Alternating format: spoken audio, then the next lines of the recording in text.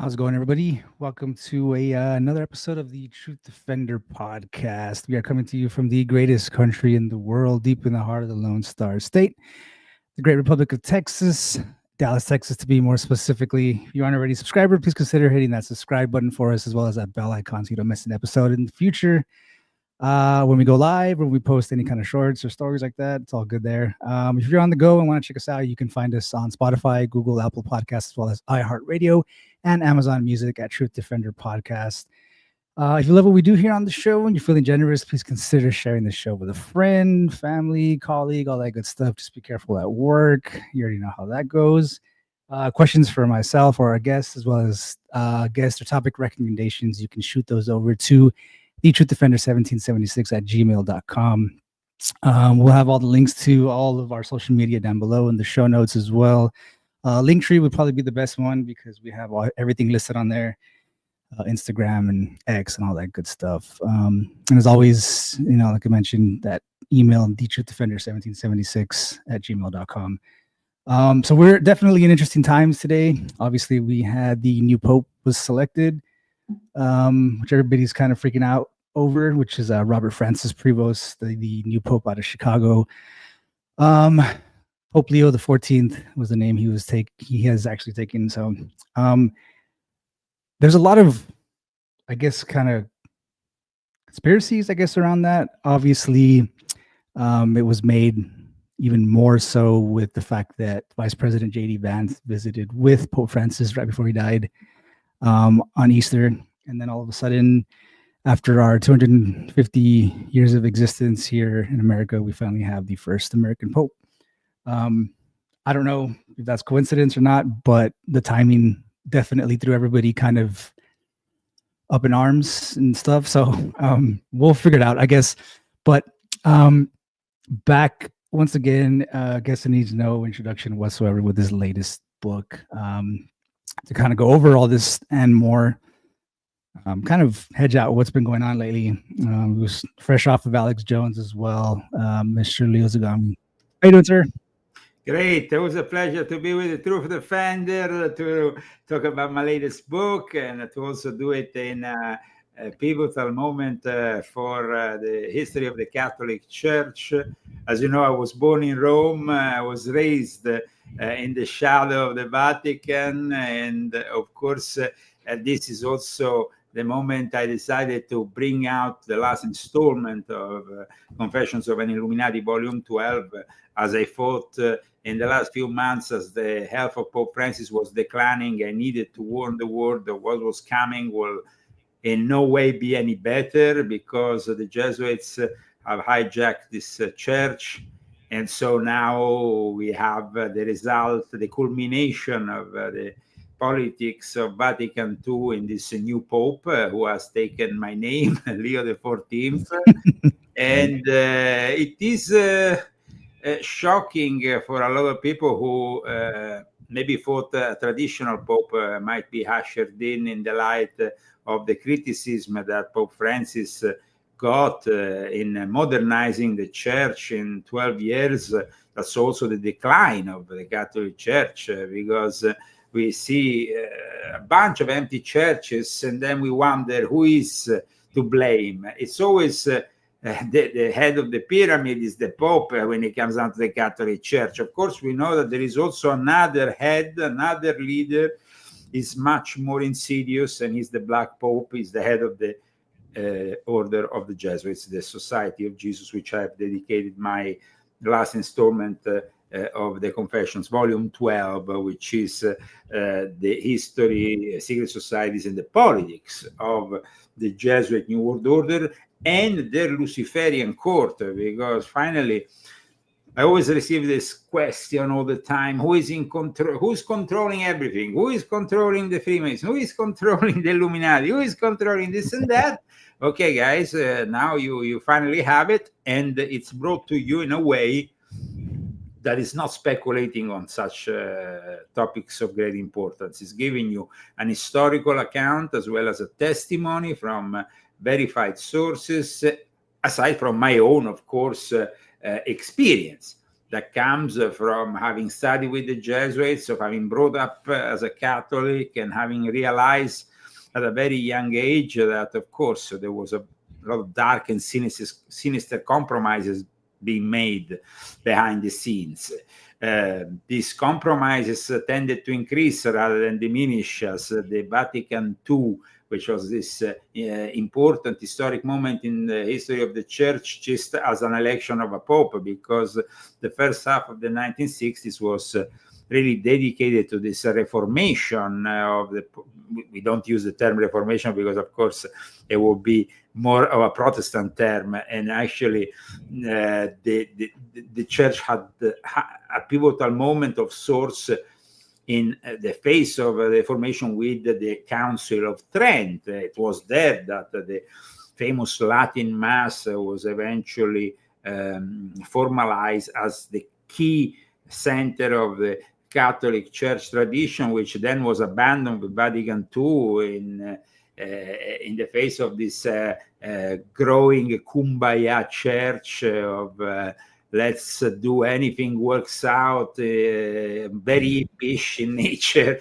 It was the 1960s, I guess. It kind of fitted also in the cultural scene of the time. However, aside from the resistance that some popes like John Paul II or Ratzinger had towards certain elements of it, Joseph Ratzinger was himself actually involved in Vatican II, as well as John Paul II, who not directly, but he went and started that process that today we are seeing in the unification of all faiths under the Vatican, which wants to usher in this one world religion, but in reality is the Jesuits who want to usher this one world religion. So I'm glad to be here with you today, mostly because this new Pope, elected at the end of a brief conclave of 2 days, like I already pointed out in previous interviews, it would have been a brief conclave. We knew that. I was expecting something slightly different, maybe more evident, to break up with the past. I was thinking of the possibility of an Asian or an African pope. It didn't materialize because in reality, in the conclave, the Jesuits had picked up a couple of candidates, but in reality, the opposition in regards to the African progressive candidates was from the same Africans, who a lot of them are conservatives. And of course, we talked before we started the show about, for example, Cardinal Sara, but I always told everybody who even mentioned Cardinal Sara as a possible papabile, I said, listen, this guy pissed off Bergoglio so much that they got in a fight because he wrote a book with Ratzinger that was very critical of what was going on in the church of Bergoglio, Pope Francis. So this church is made in the image of Pope Francis. That's what I explain here, but it's also in the image of the Jesuits. And so the Jesuits is a long-standing project that's been around for 5 centuries almost. In 1534, so they started their in Montmartre, their project, and then they were formally accepted by the Vatican in 1540. We are in the year 1525, so we are almost encountering that date 500 years later, but it was, of course, in 2022 that the Jesuits celebrated already Ignazio Loyola, who in the year 1522 had this inspiration, so like mystical moment that brought him to eventually bring together this order. However, my book is very much based on the history of this order, the way it was developed, both in Europe, where, of course, it was built to fight in a way what was happening with the Reformation, with Protestantism, and then at the same time the missions in far and distant lands.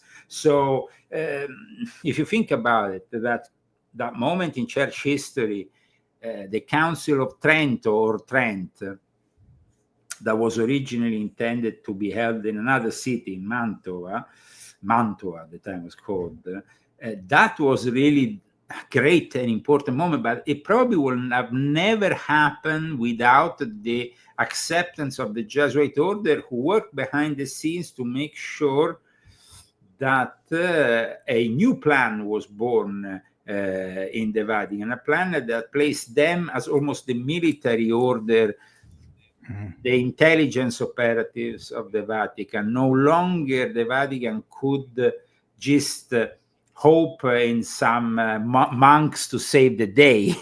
They of course had the Dominicans, but the Dominicans who were involved in the Inquisition were not as military as the Jesuits. The Jesuits had created a new way, and that way had 4 vows, which aside from the vow of poverty, castity, and obedience, had the vow of the missions, of absolute obedience to the Pope rather than Christianity.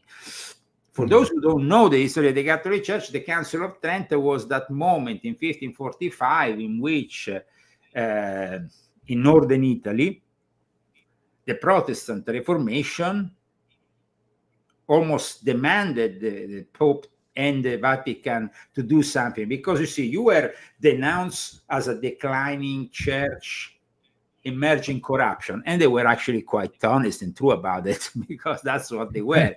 And the guy who did that at the time was an Augustinian priest, monk, just like the present Pope.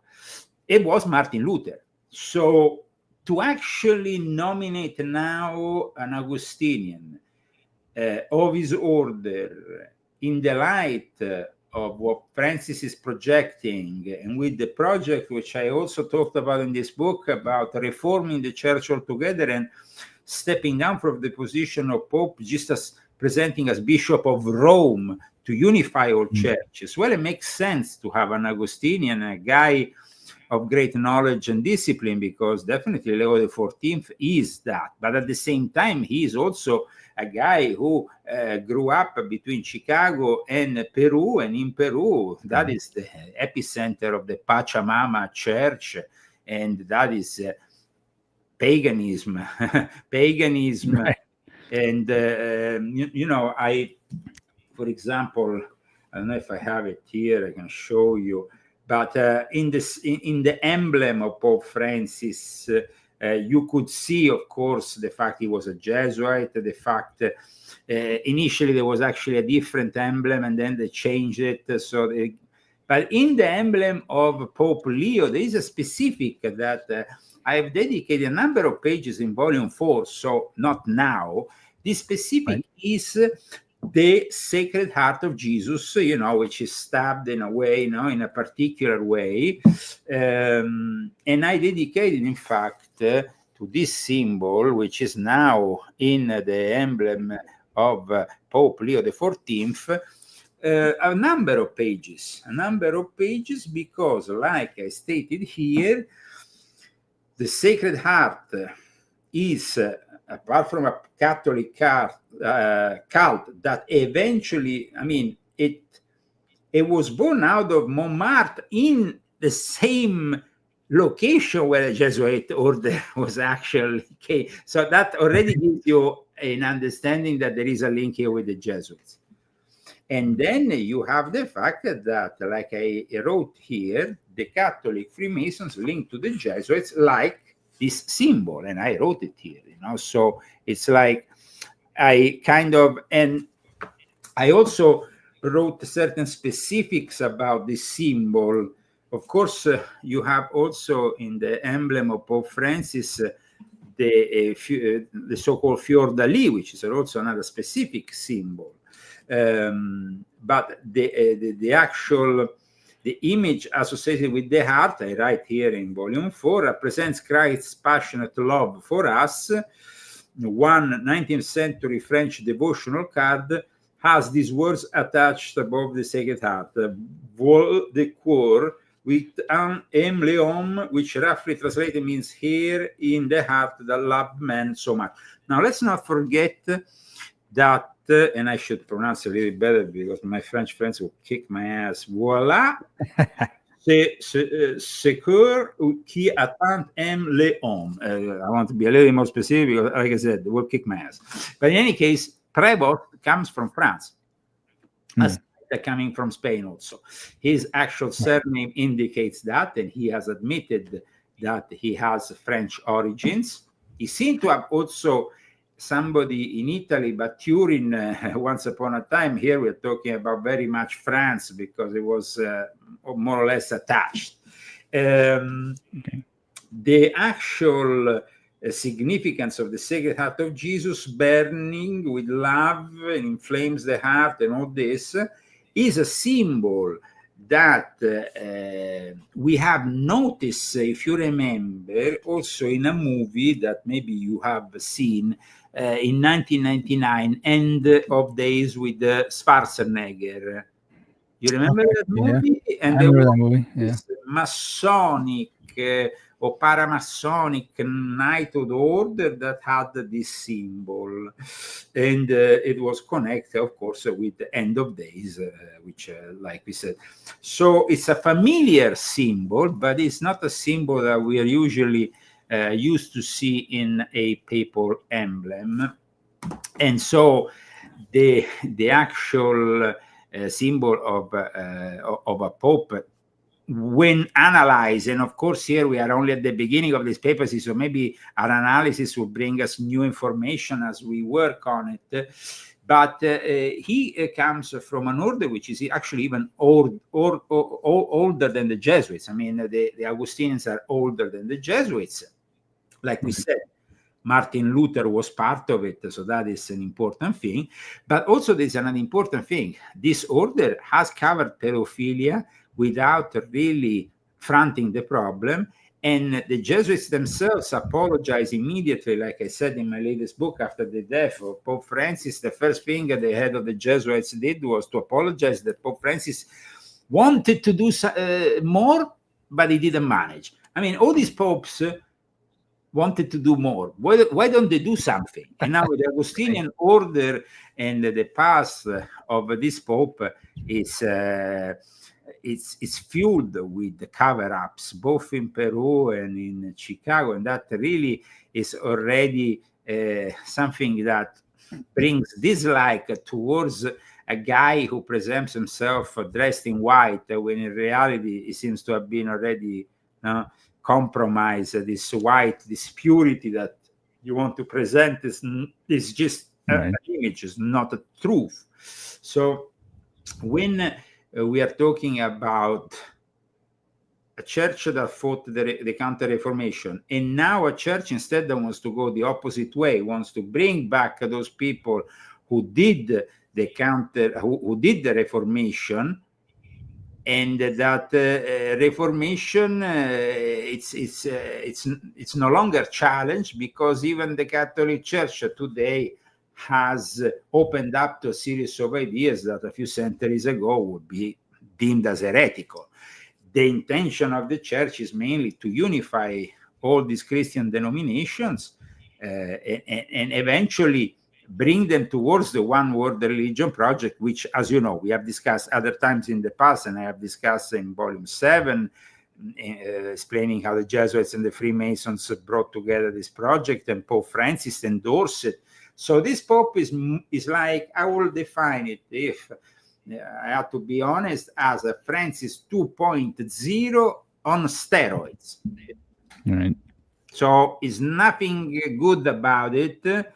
There is no return to the sacred tradition, the biblical canon, and all that, and the mass that used to be in Latin will, of course, when it's practiced, always be treated as not dangerous, like during the Joe Biden era when you had the FBI monitoring. I mean, that was really like, I mean, there we really went to a new level, because a country that prides itself on the First Amendment had the FBI working for the Jesuits and for Joe Biden, who was a Jesuit agent, a Jesuit stooge, going after the people who celebrate traditional mass. I mean, we were really, I mean, touching a level of dictatorship that, I mean, is unheard of here in the United States. Now, we know that Luther's positions and the way that Martin Luther appealed to the people of the time was the decadence of the church. That decadence, though, today is fought often with a propaganda meaning a image, of the modest Pope who goes around in a modest way, stays in modest setting. That is what Pope Francis has taught.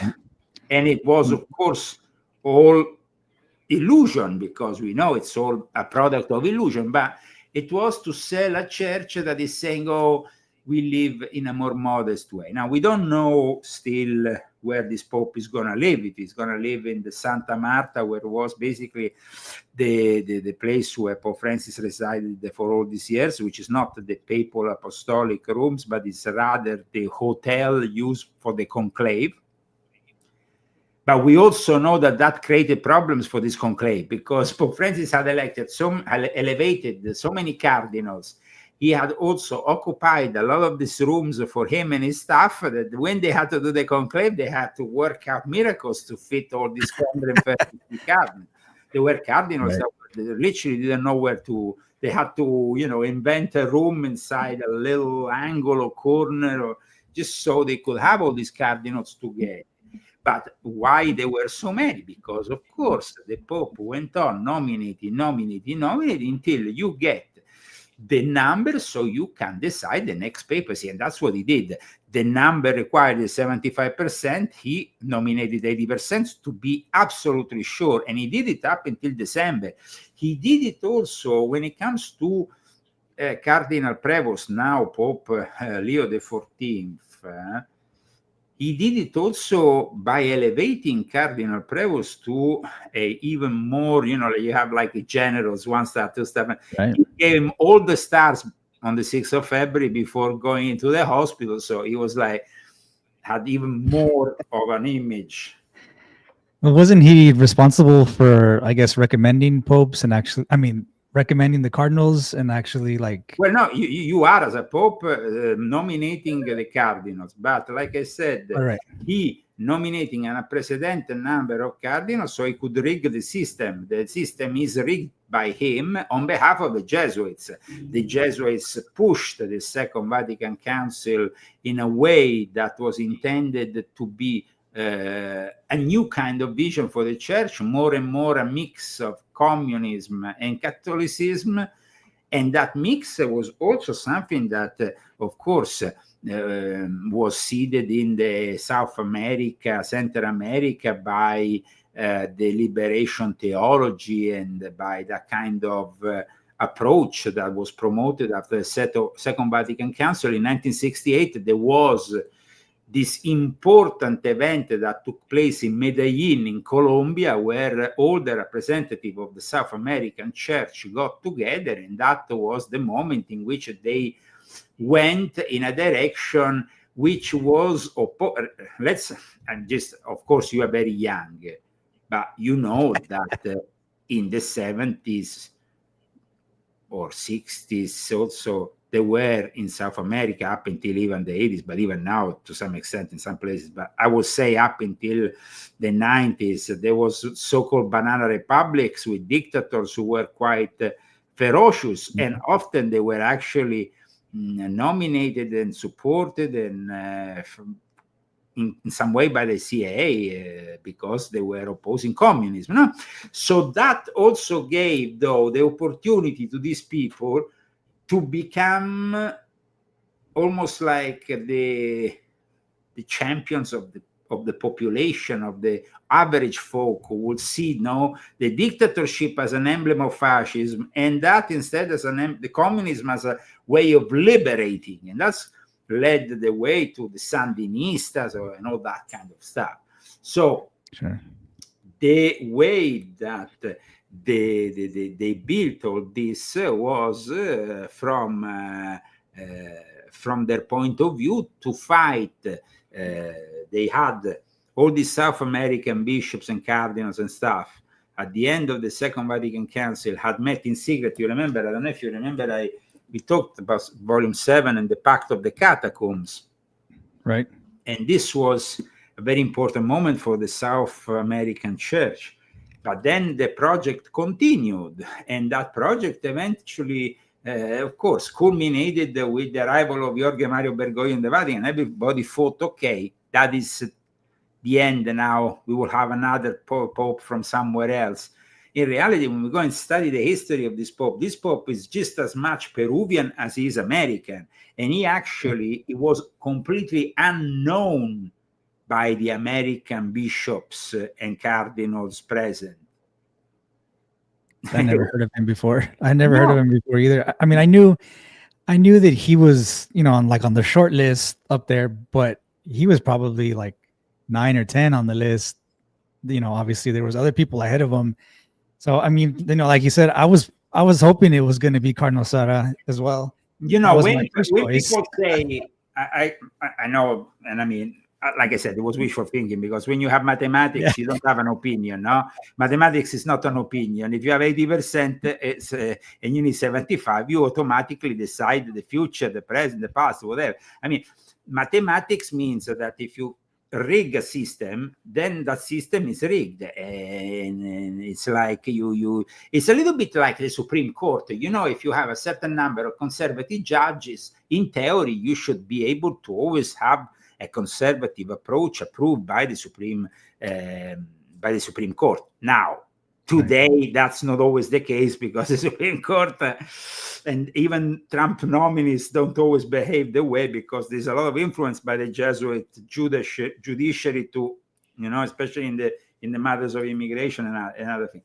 But in any case, going back to, for example, people say, okay, Trump and J.D. Vance in some way, they are responsible, they even credit Timothy Michael Dolan, the Cardinal and Archbishop of New York, as the Pope maker. Now, Dolan admitted himself he never ever even heard of this guy. When he went to Rome and he actually finally saw him there, and they were all going to him and saying, this guy is... because, of course, he was supported by the Jesuits, so already he had he had been in Rome for a number of years. Pope Francis had brought him to Rome. When things got heated up a little bit also with all these pedophile things that he was covering up, especially in Peru, he brought him to Rome, but also bringing him to Rome to making him acquainted with Rome, which is a completely different reality from wherever, and the Vatican, of course. And so he nominated him as in 2023 amongst the cardinals. He then started to raise his profile to make him a papable guy, a papabile, as they say in Italian. So I would say that in a way, is that kind of normal? I mean, hasn't been a cardinal for very long. Nobody has ever heard of him. He became a cardinal quick, and in 2 years. Yeah, but I mean, with the Jesuits, it's a little bit like, it's a little bit like when you have a stealth plane arriving. You don't see it coming, and it arrives and it bombs you. The Jesuits work like this, a very stealth, a very cover. I mean, if you actually now go back in time and you go on the Jesuit America Review, which is their official magazine, and read the articles on the guy, you start seeing that it was all planned, because they were preparing his profile and getting him ready to go. No, now everybody says, "Oh, Cardinal Dolan is the guy, the Pope maker. Trump maybe wanted an American Pope, so he reached a compromise with this." Guys, this is the most anti-Trumpian Pope ever. I mean, it makes Pope Francis look like a guy who is just... I mean, he went and criticized Trump when he was running the primaries for his immigration policies. When he made those jokes about the Mexicans, whatever. And he was already criticizing him, and he went on for years criticizing him on Twitter. So there is a testimony, of course, about the hate that this guy has for Trump. I don't think that if Trump wanted, people say, oh, but Trump donated 14 million during at the funeral. Now, we know very well that anybody who goes to the Vatican has to present himself with a check. And I tell you from personal experience, I saw people from very important companies to very important, they always have to go upstairs when they see the Pope with a check. And they get in exchange a little present by these idiots, who work for the Pope, who bring this little token, which is usually a little medal with a Pope image and some saint or whatever. But they have given them millions in exchange. So this is the way the Vatican works. Now, there is a saying in Rome, and that saying is also a Catholic saying for those who know the real nature of the Catholic Church, is senza soldi non si canta messa, which translated means without money we don't sing the mass. So that is the saying that we have in Italy in the Catholic Church. So Trump donated because, of course, he wanted to be nice, but I mean, if you think that you can buy the Conclave with 14 million, so the Chinese gave 1.7 billion and didn't manage to put their favorite archbishop, which was Cardinal Dolan. So, I mean, I think that you need a lot more money than that. When I saw the testimony of Dolan himself, who in one of his many interviews, I think on a local New York TV, he admitted, he said, I never met this guy. They told me, who is this guy? I said, I don't know. Everybody's talking about him. So in the end, he ended up having a coffee with him, I think prior to the conclave or during the conclave, and he managed to actually speak with him and familiarize with him. So he didn't have a clue, Dolan. And Dolan is, one of the main people here in the United States, who knows everybody.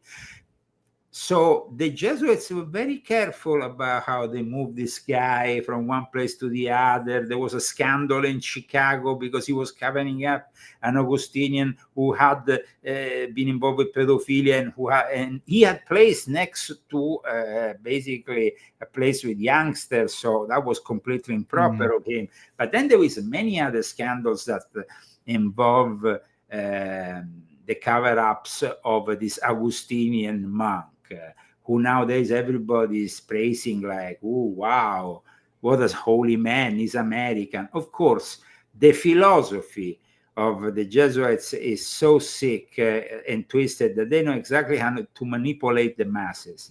They could have put an African or an Asian, and that's, like I repeat, that's what I definitely was going for, because that's what they were telling me.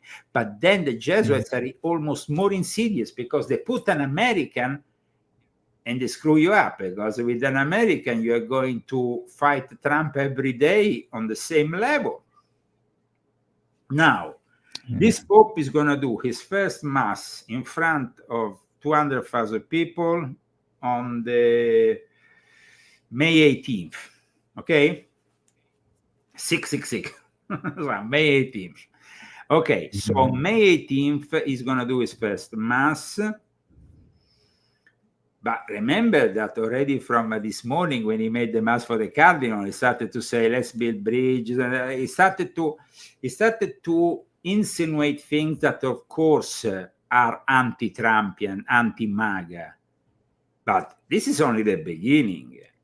Then it's going to become, if this guy was retweeting every day anti-Trump stuff, imagine what he's going to do now that he has an audience of billions of people around the world as a Pope. And that is what is dangerous here than anything that I could ever have imagined. Because, yes, you have the African Pope, okay, the shock of the African Pope, the fact that maybe some people will associate him with this or this other prophecy. But then you have the of course, the possibility of the Filipino Chinese, who himself very openly spoken about the Vatican-China deal. Now people say shaking in your MAGA hats. It's not a question of shaking your MAGA hats. It's a question that this Pope will demonstrate that Obama has definitely not retired. And and his Chicagoan friend Prevost might be that Pope that definitely sinks any remaining credibility the Catholic Church out. That is the problem. I mean, people now, how can they, those conservatives, those traditionalists, those people who thought there might be still hope for the Catholic Church, I don't know if they can continue to believe in this charade. That's a valid concern. I mean, there's definitely been a resurgence in Catholicism amongst the younger kids, let's say high school to college kids nowadays. There's a lot of kids growing up conservative, going back to church, and I feel like that was a step to try to cut that off. If we're gonna have all these people going back to church, let's have a pope that continues with Francis's kind of ideologies and all that kind of stuff, and see if we can, from the top down, try and change minds and try and change, everything that they believe in. Obviously, it might backfire. Maybe we might see some people kind of change their ideologies, the way they think, maybe consider not going listen, to Paul, church anymore. It seemed to me personally, from knowing the Vatican, from knowing what has happened in previous conclaves, that this was very much a setup. I mean, we had David Muir, we had We definitely don't want a progressive pope. No, we had Lester Holt, we had everybody else in the mainstream media present in St. Peter's Square, and they didn't know if the Pope would be elected in 1 day or 2 months, but they were all present there. And the way that they were portraying in the last few days Prevost and presenting him in the media was becoming highly suspicious. And the way they actually welcomed him after he announced himself was almost like they all knew that, like I said, mathematically speaking, it was impossible you get a conservative pope. So they knew it would be woke as it can be, because Pope Francis worked for this papacy. But it seemed like it was almost like, yes, okay, now we have a new weapon against MAGA, Trump, and everything that goes with it. Now, I'm not saying that Trump is a perfect man, but Trump posted that meme because he was sending a message to this conclave that could have ended up even probably more far to the east and to the left with the guy like the Filipino Chinese, who initially got maybe 18 votes, and then his candidacy started to become difficult because, of course, America still has a say in the affairs of the church, though it's not at the level of the America of the Cold War, which really was controlling the Catholic Church in every aspect, because it was a strategic use of this religion that eventually brought down the Soviet Union with Pope John Paul II. So I think that, of course, the deep state that placed there this Pope, as well as the Chinese that will continue to pour money with the Vatican-China deal, which will never be put into discussion by this new Pope, as well as other things that Pope Francis did, and he will continue to incentivize and modernize even further, because Pope Francis said Vatican II is a project which we have implemented only 50% of. We need many more years to implement all the rest. So imagine what's going to happen later on. This, of course, it seems strange when you think of the churches that are empty, because the result is actually that people are not attracted to this kind of church. They go to the Orthodox Church, they go to those rare Latin masses wherever they can find them, and to those more conservative priests that still have a conservative appeal. And obviously, I think that in the end, we will see the Jesuit order managing to eradicate the papacy altogether, like I said, because their interest is now not any longer to have a supreme pontiff, but rather to have a bishop amongst bishops, so they can unify all the Christian churches. And that is also, I think, in the project of this Augustinian priest and pope. And like I said, before it happened, the election, I said there will not be a Jesuit, but will definitely be an order and a subject which is heavily endorsed by the Jesuits and works hand in hand with the Jesuits. And the Augustinians are known for working with education, and that is the mission of the Jesuits, which in my book, volume 12 of my Confessions, I've explained is their main mission, because once you have the possibility of controlling the narrative through the education and controlling all those secret societies that have been established in places like Fordham, Georgetown, and so on, you are controlling, of course, all the future politicians, the businessmen, and regardless of their religion, because we have people like not even Catholics. Bill Clinton brought Alex Soros to the Pope, like it was pretty obvious what he was doing there. And Hillary and Bill Clinton recently in Berlin were really promoting a something that, I mean, censorship and all the values that are opposite to Americanism, because they are anti-Americans. The Democratic Party is the party of the Jesuits, and a place like Texas is a place where we saw Strickland being basically brought away from his position as bishop because of what he did with those transsexuals, those who paraded as nuns, the Sisters of Perpetual Indulgence. You remember this whole story, no? And what happened to Strickland? Mm-hmm. I mean, they were at the Dodgers game and all that stuff. Yeah. So I mean, it's pretty sad, because Strickland, for me, should have been a pope, and instead we have an heretic. We have a guy full of compromises. This is very sad, I think, no? Yeah, well, I mean, if they wanted to get rid of the more conservative side of the church, I mean, they picked a good one because, Pope Leo XIV is a self-described social justice warrior. Everybody that describes him says the same thing. I mean, he's like the ultimate social justice warrior. So it doesn't surprise me much. It's, I don't know. I was the Filipino Chinese Cardinal as well. I was only rooting for him because my son's half Filipino, and so I understand. Right, I'm looking forward to the karaoke at the Vatican on the weekends. No, I'm just kidding, but that's kind of like well, it seems like this Pope here also sings Feliz Navidad in his spare time, so he's probably just as bad. In any case, for those who say, for example, Trump promised to end the war on day one. Trump promised to end the war on day one, but when he actually became president, this is actually a religious war.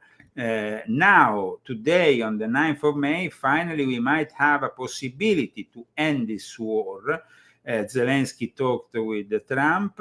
Now, of course, it's on both sides to see if they can reach this deal, but it's also a religious war. There has been, up until the other day, Ukrainian side attacking the Orthodox Russian churches within their territory. The Orthodox Church that still is under Moscow is under attack, is being threatened. Their monasteries have been taken over. Their monks have been imprisoned or taken away from there. I mean, there has been laws passed to even change the date of the Orthodox Christmas to the date of the traditional Catholic Christmas, which means an implication also by the Vatican, who has endorsed this whole thing with the Pope blessing the flag with the symbol of the armed forces, of Ukraine. So, the Vatican has always had a say there where you have Nazis, because they themselves were working along with the Nazis when they were invading Russia. So today Russia celebrates, of course, the victory against Nazis, and they have showed to the world that their alliance, their Sino-Russian alliance, which I talked about in volume 7, as you know, and I kept on talking about, is very strong. Xi Jinping next to Vladimir Putin and next to those leaders who are constituting a different world order. But this, of course, could change if Trump manages in a way to stop these Jesuits from still bringing forward their immigration policies, because that's what where is this immigration policies and these open borders coming from, and who is pushing all these people into Texas, for example, if not the Catholic NGOs, and they do it so they can then have human traffic annexed to it, little children to probably. This is terrible. This is absolutely terrible. And it needs to be stopped. But nobody's going to do it if not Trump with Tom Homan, which I respect very much, because he's a Catholic who has said that the Vatican has higher walls than the ones that we are building. So, I mean, he's a guy who at least, he's not scared of the implications of his job. But today, when people say, but Trump is not doing his job. So what is your alternative, idiots? Kamala will have led us to become like Europe. Europe is a place where today you can't open your mouth. I had 17 channels removed, and a lot of channels were given back to me the day after Trump was elected. Why? Suddenly a miracle. We can now talk about the pandemic or Wuhan lab without being eliminated from YouTube in a second. Why? Thank Donald J. Trump. I mean, the age of censorship will have increased, and we will have been subject to some really terrible things if Kamala came to become the president. It would have been a nightmare. The Jesuits, of course, will have had complete and utter control of the United States, as they have control of Europe and South and Central America. Why does Mexico doesn't give the permission for Trump to bring in the armed forces to fight the cartels? The cartels are basically giving part of their money. No. Apart from the money, the cartels are giving their money to the Catholic Church. Yeah. And there is Jesuits involved, and there is corrupt people in the church that take that money. How powerful is the Catholic Church in Mexico? Let's be honest about it. It's just as powerful as it was during the Spanish Empire. I mean, at one point in history in Mexico, you had to be part of the Catholic Church in order to have citizenship in Mexico. You couldn't be a citizen unless you were part of the Catholic Church. And now they have their first Jewish president, controlled by BlackRock and all that good stuff. But okay. But she knows very well that she can't, permit everything, because she's still, behind the scenes, very closely monitored. And so her capacity of accepting all the proposals that Trump makes to her are limited, because of course she will be dead in a second. So the thing here is, let's be honest, South and Central America is a shithole because of the Jesuits. And that is not somebody who's telling you who is a racist. No. Because guys, this book, volume 12, is gonna really bring you to another level. When you finally understand that my own cousin was the teacher of Pope Francis and a Jesuit in Lyon in Chile, where the Lyon family has been for over 200 years. And you have another cousin who was the head of the Jesuits. Read his name, Lyon. And if you go on Wikipedia and you put Carlos Aldunate Lyon, it says he was the teacher of Pope Francis when he was in the novices in Chile studying.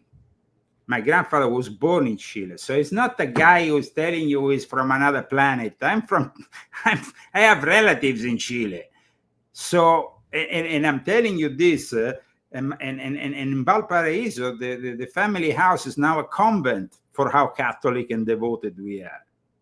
So to warn you about the reality of all this is important. And this book is about the Jesuits, because in South America, I mean, the Jesuits have been the most powerful of the powerful. I mean, they took all the gold, they brought it to Europe and built the whole churches and stuff.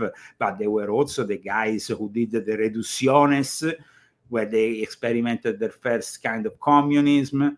They are the ones who have controlled, on behalf of the Portuguese and Spanish Empire, the whole of the continent. So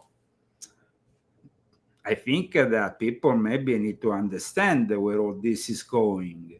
If we are talking about the Jesuits, it's not a group of innocent priests, but it's rather a group of people who are acting as a group of religious people pretending to be priests, but in reality it's a secret society, often involved with intelligence operations.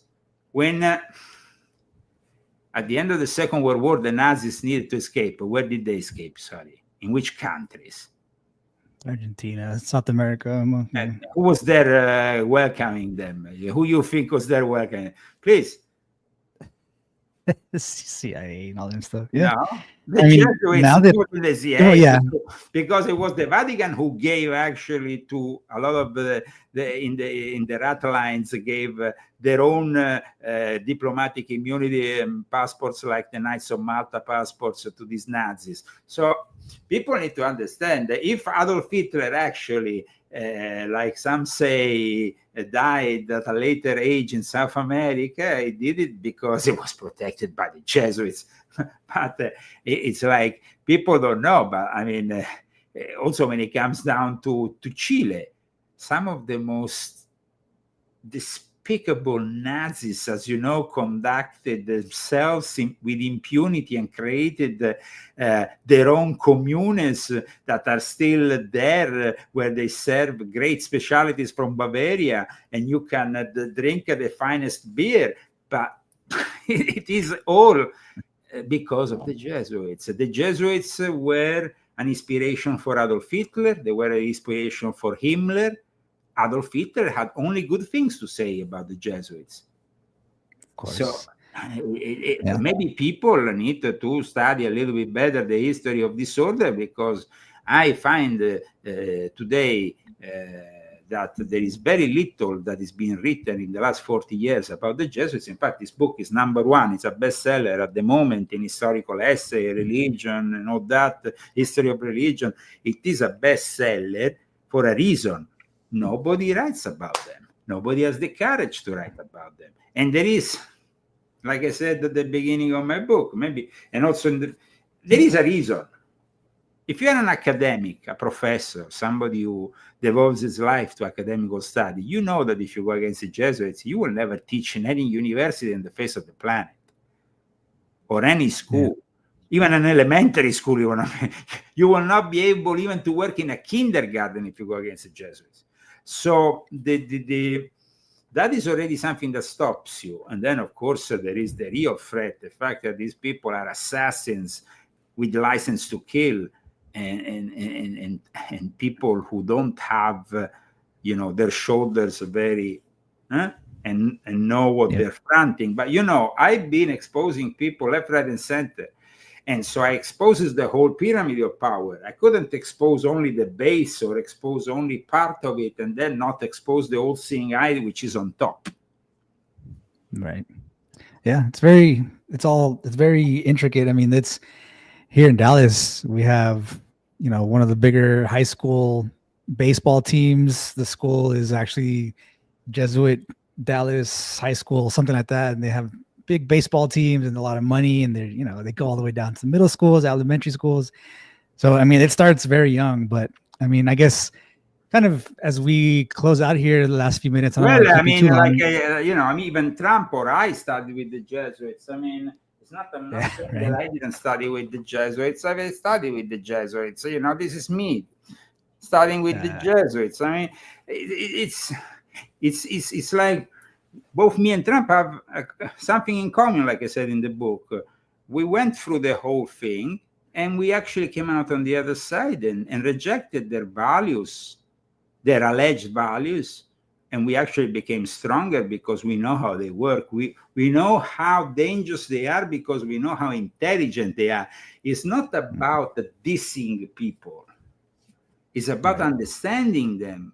And if you have an enemy that is so intelligent, so skilled, who has actually brought down empires, who has infiltrated the countries on the other side of the world and managed to, I mean, these people after their foundation went to China, Japan.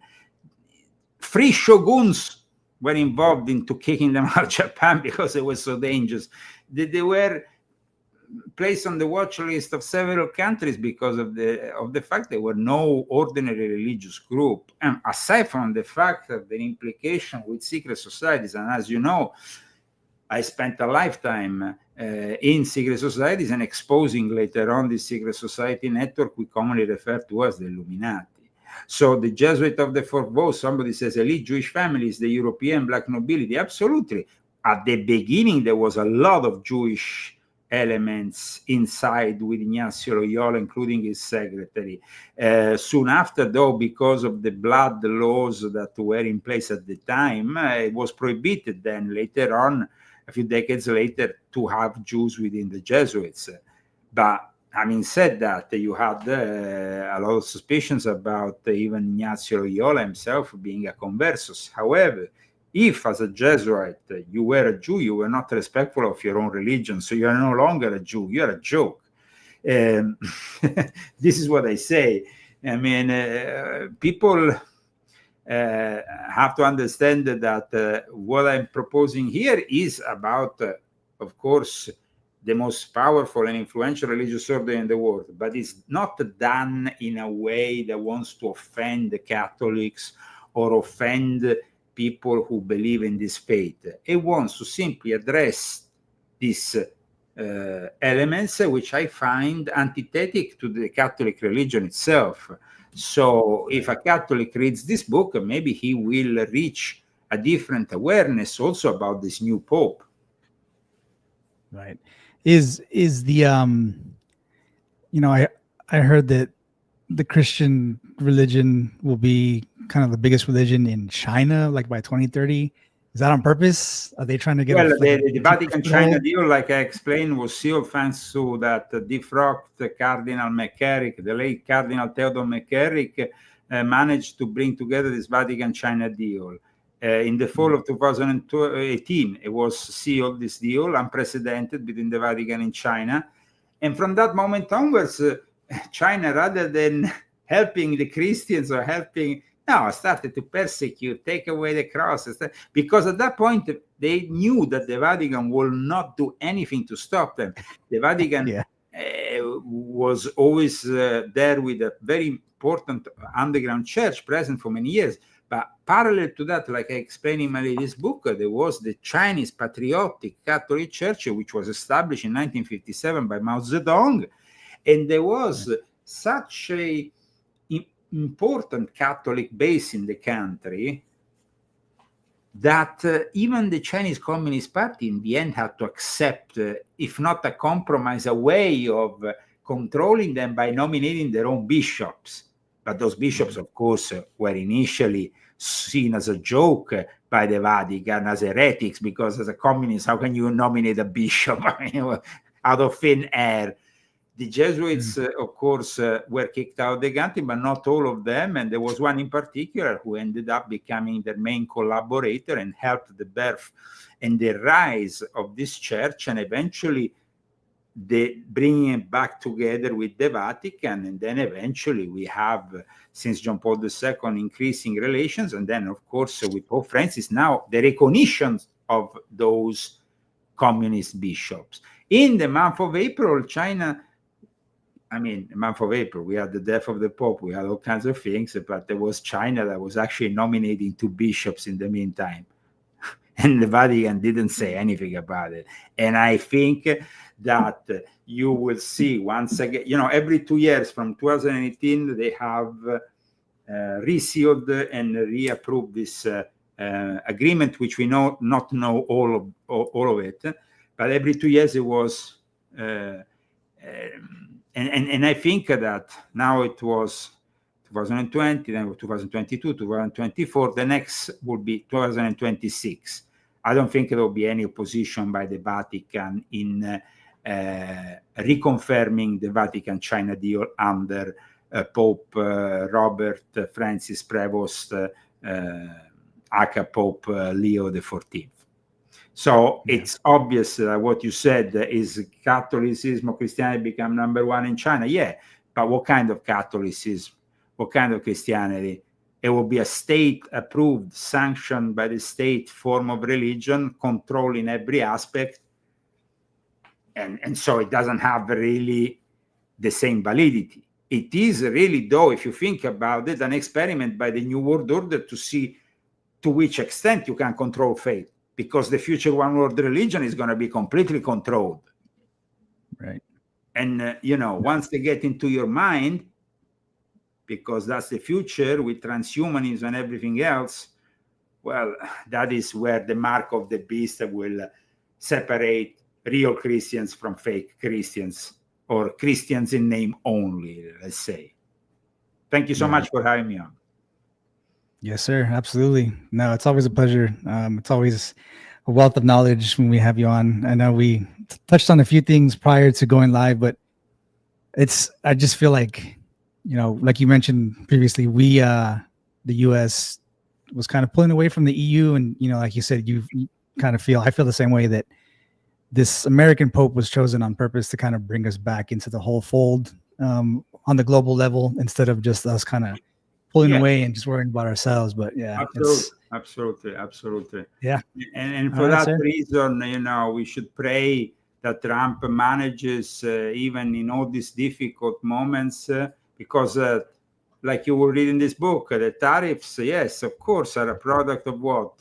Of countering globalization. And in this book, there's a whole chapter about Shanghai, China, all helped by the Jesuits in raising their profile until they became the globalist port of ports and all that, and everything else that we're trying to fight. The educational system, Trump trying to fight the education system is because he's fighting the Jesuits just as much as he's fighting transgenderism and all that, which is also part of the Jesuit policy. So everything he's fighting is the Jesuits, and the people need to understand that, so they can have a more clear idea of the difficulty also of Trump's work. It's not easy to go against these people.